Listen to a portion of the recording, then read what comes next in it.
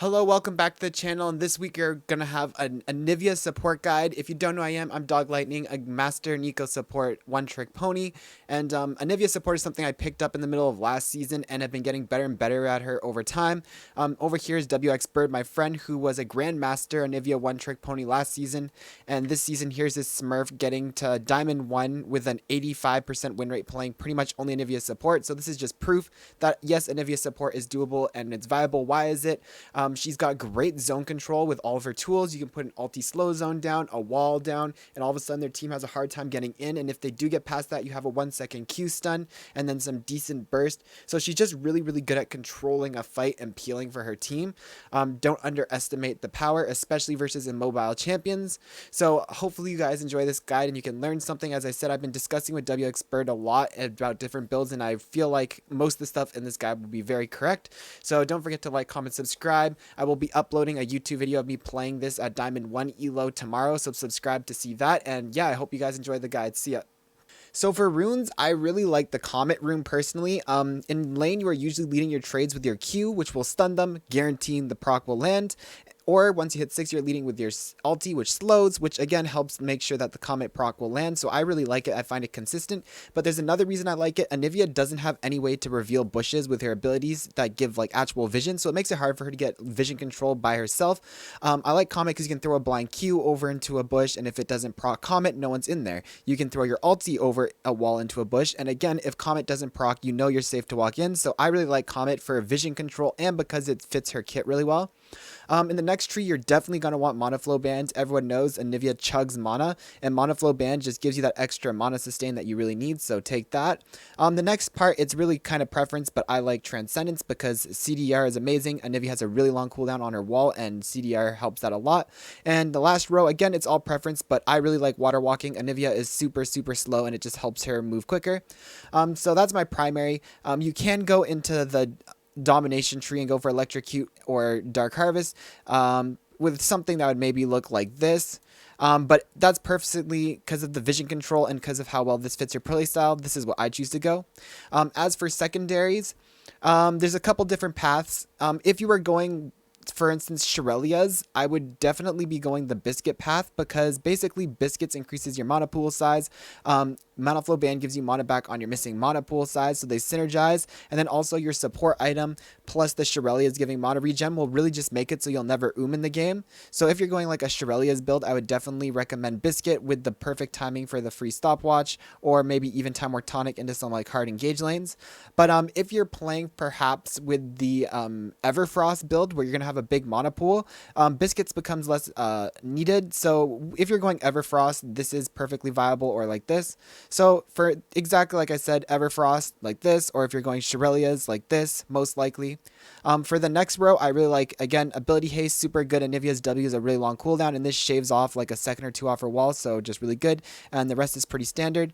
So yeah, I hope this helped you guys with the things. Like I said, I like Comet, but Electrocute or Dark Harvest are perfectly fine. Or even if you're versus like a tough all-in matchup, Guardian can be okay too. But one last time, here's my preferred rune page for flexibility and usage. Alrighty, so to start, we will go over ANIVIA's abilities in order and all the basic combos you need to know on her. So to start off, you max your Q first because it reduces the cooldown and increases the stun duration. No brainer for a support. And then after that, you have two options. If you want to go for a more carry style, you can max E second to increase the damage, or you can max W second to increase the wall size. As you can see, a rank 1, it's about half the river size. But if we level it up to max rank, it becomes all of a sudden the length of the whole river when you get it up to max, which is very, very game changing. So anyways, so for the abilities, your Q shoots out and stuns when you reactivate it. So really good ability. Your W is the wall, which we showed. Her E is her least supportive spell. It's just when you throw it, it's just a little Frostbolt that does double damage if they're chilled. You chill them by either stunning them or putting them in the alt. And your alt is an AoE slow zone. Together with your alt and your W, you can really control fights around objectives. You put a wall down on R here. Very hard for the enemy to enter, and then you can stun them if they come in. But your main combo for damage would be you Q, stun, E is your main damage combo. To reliably land it, you have two ways. You either Q, and then you wall behind them, and then stun and hit them. Or you can walk up once you hit 6 and hit your R on them and wall behind, and then wait to see which way they try to dodge, and then start hitting them up with the big damage. So these are the basic combos for ANIVIA and the ability order. I hope that helped, and see you guys in the next segment. Okay, so now we're going to go over the items for ANIVIA support. So where will we be without looking at the mythic items to start? So to start, like I said, they're mythics. You have, for the most part, 2 options, a behind option and a ahead option.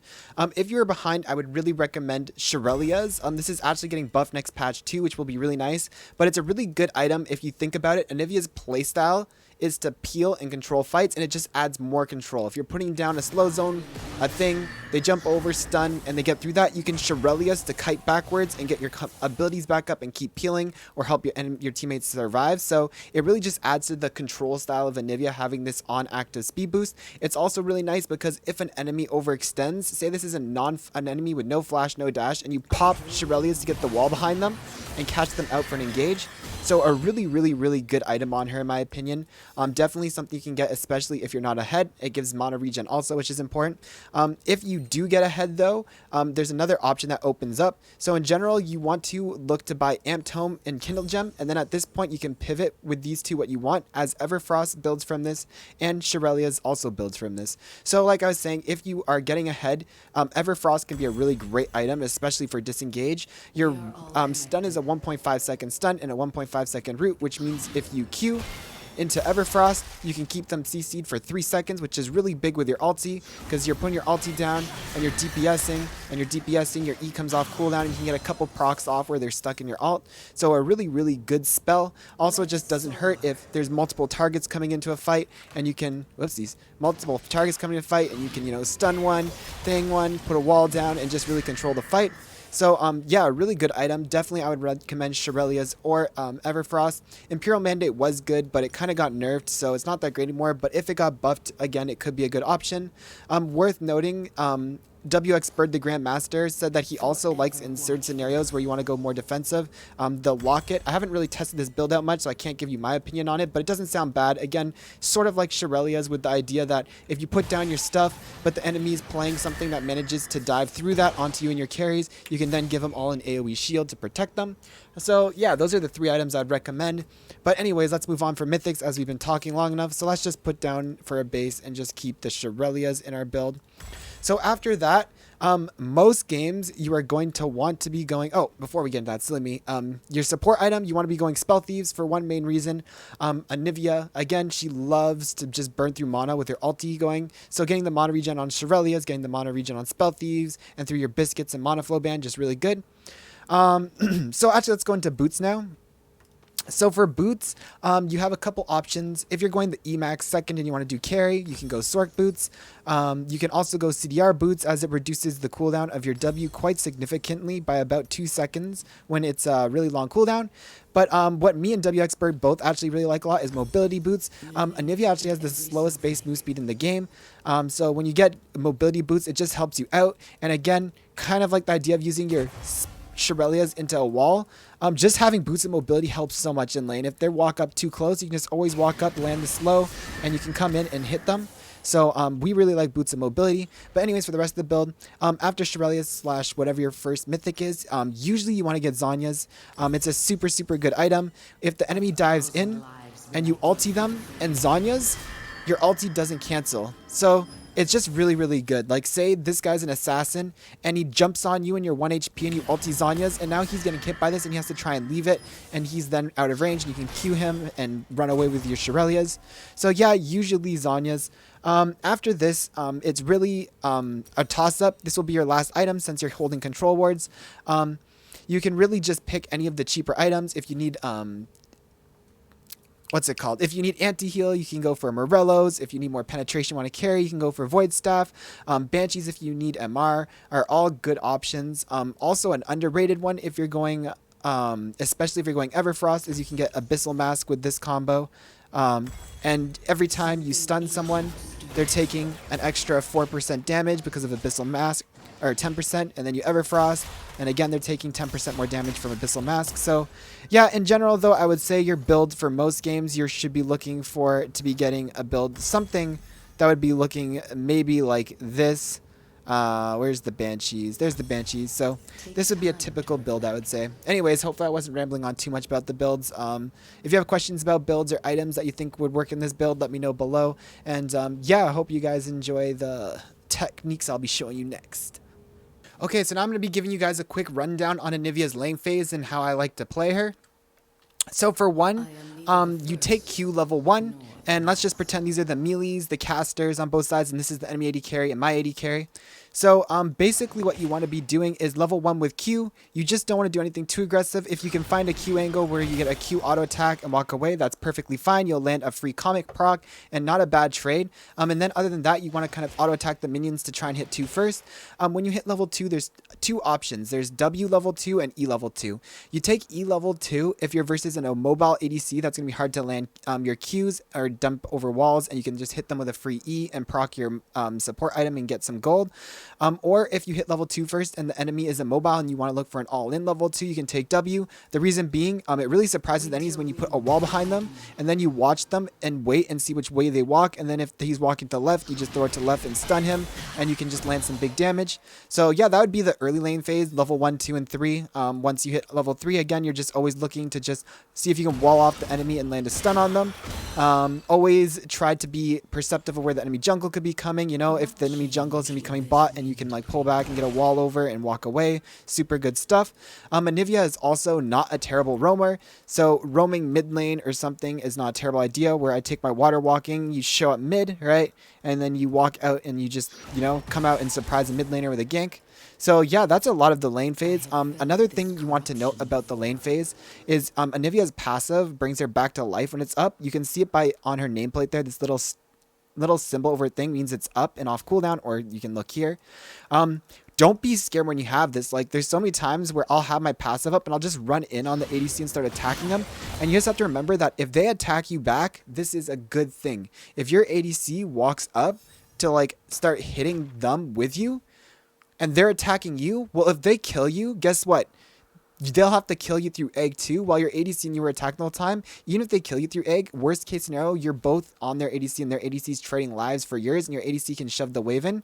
So yeah, don't be afraid to bait fights with the rebirth. I actually win so many fights like this where it's just like the enemy, I swear to God, and even in Diamond 1 elo, the enemy will just forget about this for some reason, and you'll have like an enemy just all in on you, and if you just all in on their ADC, you're almost always going to win because you come back to life.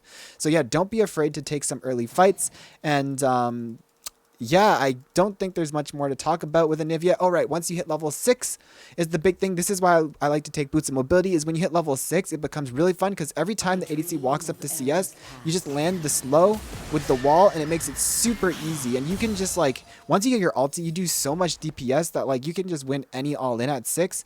So yeah, once you hit level 6, have fun with that. Use your W also for minion controls. So actually, I'll spawn the minion wave here, and we'll watch it come in. But basically, the idea is you can use it to bounce waves. So if the wave's going to be even and you put your wall like this, it'll catch the wave and stop it from coming through, and they're going to stagger in. And what will happen is it will always cause a slow push to go towards yourself. So the minions are about to come in. I should probably, get rid of all these dummies. So you can see this is going to be an even wave coming in, right? And you can see if you put a wall up and block them off, right? Obviously, you won't have this rank of an ulti later, but it still doesn't matter. The way it works is they'll come in and see how they're all bunched together. Now they all attack your minions, and it slow pushes towards yourself. So don't be afraid to use your wall also for really high-level manipulations of the wave. If your ADC is backing and it's going to be an even wave, throw your wall out and create slow pushes towards yourself. Even though it looks kind of even here, their wave's going to always be connecting first, and this is always going to be good for you. See how their wave's coming first and all going to attack this cannon at once? And now it's going to slow push towards you. So yeah, use your W for wave manipulation, and use your W also to make picks, and just look to be a menace on the map in the early levels. Alright, so in the mid to late game on ANIVIA, your job will be the same as every other support. Your ADCs will usually be farming mid, and you want to be rotating to your top or bot side of the map to help people, and be getting vision control around objectives is your main job. In team fights, your job will be to peel ADC and control. So to start off, objective control, getting vision. So like I said, why I like Comet is because on ANIVIA, you don't have great ways to check bushes. You can use your Q, and you can see it proc Comet. That means that there is actually an enemy in there, and I know it's not safe to go. Likewise, wait for my Comet. You can also walk up and use your R And again, it procs Comet, so we know someone was in this bush. And it's not safe. So you want to be using basically, because your W doesn't actually reveal. You can see I use my W. We don't know if there's an enemy in there or not. So you want to be using your R's and your Q's to get vision control and get around and get vision around objectives like the dragon. Then ANIVIA around objectives fights can be really insane. Let's just get this thingy dead for a sec quickly. So in objectives fights, she can be really insane. So if we spawn some enemies, say, let's see, my jungler is over here. Whoopsies. My jungler is over here. My ADC is over here. You know, someone's over here. And the enemy is starting to funnel through. There's one enemy over here, an enemy over here, an enemy's coming over here, and an enemy's about to blast come over this wall per se. Basically on ANIVIA, this is where you thrive, because you can put down a wall like this. You can put your R there, and it's super hard for them to get in. And then say this enemy over here takes the blast cone in. You can then stun him and start peeling. You pop Shirelius, your whole team can peel backwards, and you just want to keep peeling and putting down AoE zones where the enemy cannot get through. This is basically going to be ANIVIA in every single fight. Your team is going to be up like this in front. Let's go somewhere else. So basically in every fight, it's going to be pretty similar. Your ADC is going to be back here. You know, your teammates are going to all be up around like this. And the enemy's going to be over here. Their carry's going to be there. And there's going to be an assassin like a Kassadin who's going to be coming from over here usually. And your job's always going to be to go over and wall off the assassin and try to put slows and pressure the people who are there. Kassadin jumps over my ADC and you can Everfrost him, or Shirelius your ADC to kite around to the fight. As you can see, ANIVIA is just really good at zone control. She can be super oppressive. The example of a Kassadin here, right? You put your wall down, he would jump over it, but then since he used his jump, he's a free stun and your ADC can turn on him, right? Or you put your R, if it's an ADC's moment, you even go like this. How's this assassin ever going to get in? Well, you're just using your stun and playing the team fight. So yeah, honestly, get creative, practice your positioning, but just be really observant of what's going on. You really need to zoom the fight out and really take a look. If you just tunnel in on what's happening here, you'll miss this. You really on ANIVIA, because of your zone controlled potential, need to make sure you're always paying attention what's going into the fight so that you can determine where your spells want to be to help your team. And don't forget your R is a really low cooldown, so you can put it down and say the Kassadin flashes over here. You can re-enable it and then put it down there and just keep zoning people from the fights. Last thing to note, again, ANIVIA is super good for making picks. So you know if you're hiding in this bush and that's an ADC with no flash up and you just pop Shirelius and put a wall behind, this could be an easy pick that can win you the game. So yeah, she really, I would say, excels at the defensive, protecting your ADC. So that's why I like Shirelius, Everfrost. But don't forget that she can also be used with a simple Shirelius to go make picks on enemy carries and win you the game. Anyways, I hope this guide has helped you guys. I really do like playing ANIVIA support. She's a hell of a lot of fun, and definitely, honestly, out of all the off-meta supports I've played, probably the highest rated one that I would say of just like, obviously not my Nico, of viability and solo queue / even maybe pro play viability. So if you guys enjoyed this guide, like, comment, it really helps me with the YouTube algorithm. I would appreciate it. Or check out my stream, Doglightning. I stream Mondays to Fridays from 4 to 11 p.m. EST. Would love to meet you guys, but enough self-promotion. I hope you guys enjoy this guide, enjoy your life, enjoy League of Legends, and baba hype!